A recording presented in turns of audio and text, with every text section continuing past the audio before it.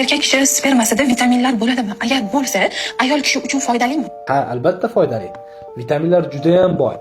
Masalan, fruktoza, selen, rux, vitamin E, C, B12 kabi prostaglandinlar, protein va aminokislotalarga juda ham boy hisoblanadi va undan tashqari ayollar uchun terisiga va kayfiyatiga juda ham ijobiy ta'sir qiladi.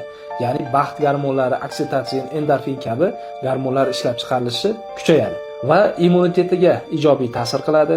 Undan tashqari antioksidant ta'siri ham mavjud va ayollarda shu ilmiy tadqiqotlar shuni ko'rsatadiki, ko'proq qabul qiluvchi, ya'ni spermani tez qabul qiluvchi ayollarda stress kam uchrashi va kam kasallikka uchrashi isbotlangan. Va shuni alohida aytib o'tmoqchiman, spermani vitamin manbai sifatida ko'p qabul qilish tibbiy jihatdan tavsiya etilmaydi. Va undan tashqari sperma bilan birgalikda xavfli yuqumli kasalliklar, AIDS, gepatit va jinsiy yo'l bilan yuquvchi infeksiyalar aynan sperma bilan yuqishi mumkin. Va shuning uchun qabul qilishda ehtiyot bo'ling.